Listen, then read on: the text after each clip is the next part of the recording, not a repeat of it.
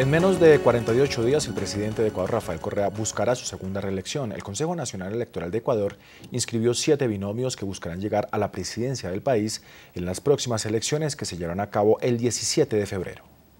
El escenario electoral ecuatoriano está casi ya definido con 8 binomios inscritos que buscan participar en las próximas elecciones del 17 de febrero. Alrededor de 11.600.000 electores de 14,5 millones de habitantes podrán escoger entre estos binomios quiénes serán el próximo presidente y vicepresidente del Ecuador. Luego de cumplir con el requisito de tener el 1.5% de firmas válidas del padrón electoral, los movimientos y partidos políticos designaron en elecciones primarias a sus candidatos. El primer binomio inscrito es el del partido político PRIAN, conformado por Álvaro Noboa y su esposa Anabela Asín. Noboa buscará por quinta vez llegar a la presidencia, esto en medio de sus actuales conflictos legales con el Servicio de Rentas Internas. El oficialismo también inscribió a su binomio. Será nuevamente el presidente Rafael Correa quien en esta ocasión, junto a Jorge Glass, su exministro de Recursos Estratégicos, buscará una segunda reelección. Todavía nos falta esa revolución agraria. Todavía nos falta la diversificación de la matriz energética. Todavía nos falta la democratización de los medios de producción. Alberto Acosta y Marcia Caicedo son el binomio que representa a la Coordinadora Plurinacional de las Izquierdas, agrupación conformada principalmente por el movimiento indígena Pachacutic y por el tradicional Movimiento Popular Democrático. Acosta fue funcionario del actual régimen y ahora busca llegar a la presidencia, pues considera que Rafael Correa ha fracasado en sus mandatos. Aquí nuestra fuerza está en la capacidad de dar respuestas a los problemas de todo el pueblo ecuatoriano. En el tablero político también está el ex banquero Guillermo Lasso, quien tuvo algunas participaciones en gobiernos anteriores. El presidente Correa ha querido continuamente involucrarlo como uno de los responsables de la crisis financiera de 1999 que casi llevó a la quiebra al país. Ahora Lasso y su binomio Juan Carlos Solínez representan al movimiento Creo. Yo no tengo miedo.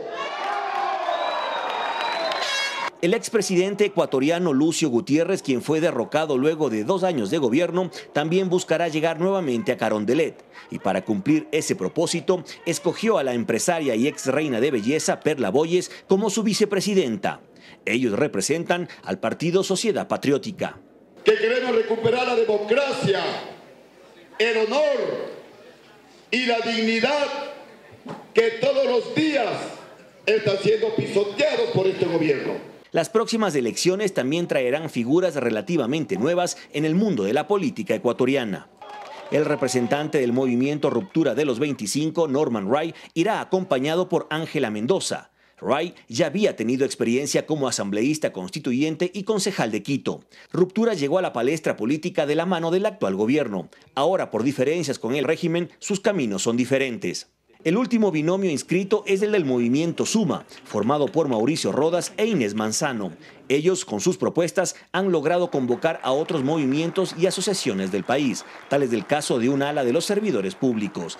El próximo 17 de febrero, los ecuatorianos y residentes de extranjeros habilitados para poder votar también escogerán asambleístas nacionales, provinciales y parlamentarios andinos.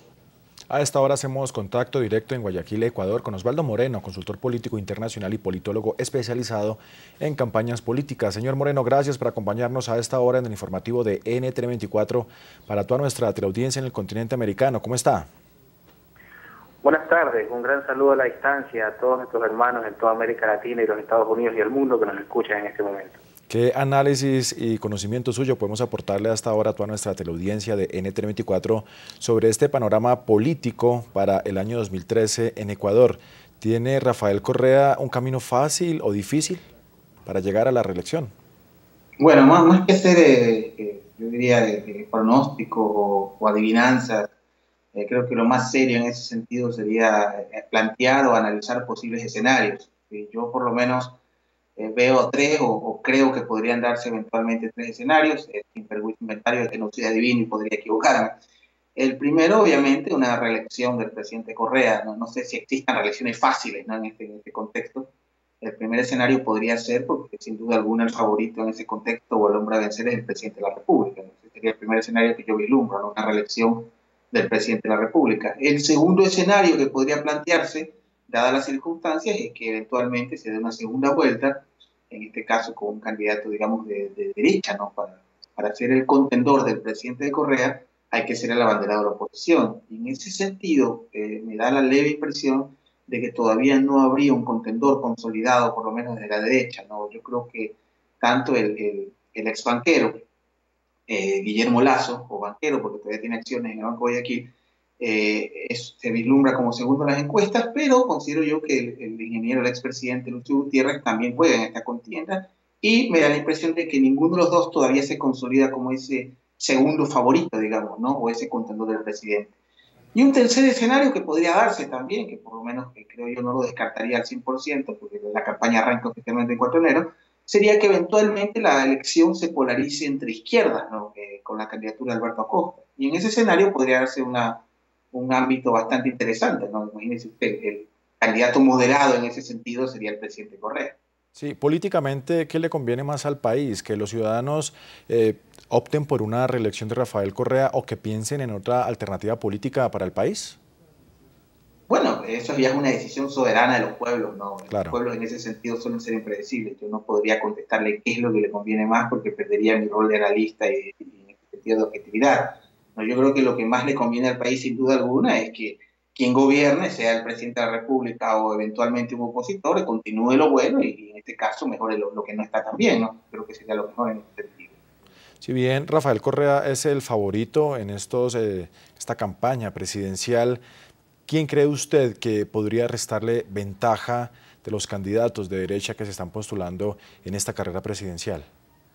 Bueno, como lo comentaba al principio de la entrevista, todavía no se consolida un contendor del presidente Correa, ¿no? Creo yo que Lucio Gutiérrez juega en esta contienda tanto como el señor Guillermo Lasso. En este sentido son, digamos, los que están en el pelotón y Alberto Acosta se vislumbraría a distancia. Sin embargo, hay algunas opciones interesantes, sobre todo desde el punto de vista generacional, con quienes podría decirle que me identifico, ¿no? Con un tema de edad, como Norman Wright, como el mismo Mauricio Rodas, ¿no? Que representan de alguna manera el relevo generacional, ¿no? Lamentablemente, la mayoría de estudios de opinión pública, en este caso encuestas que nos hemos encontrado, el presidente de la República estaría punteando con una diferencia bastante sustancial, interesante, de sobre el 50% en la gran mayoría de estudios de opinión pública, ¿no? Eso hasta aquí, ¿no? Habría que ver qué sucedería en el transcurso de la campaña, que arranca el 4 de enero. Pero hasta aquí, el dueño de la agenda, el que maneja los temas, y yo creo que en ese sentido la oposición ha cometido un error, sobre todo en el tema del mensaje, ¿no? Se ha centrado un poco más en agendas como la libertad, por ejemplo, ¿no? Si usted pone en cualquier estudio de opinión pública en el Ecuador, entre las 10 prioridades ciudadanas, le aseguro que en puesto 10 estaría el tema de la libertad. Se están discutiendo más temas de impuestos como si esto fuera una elección de Estados Unidos, ¿no? Entonces creo yo que la oposición tendría que trabajar un poco más en el mensaje y no sustentarlo en angustias personales, sino en demandas ciudadanas.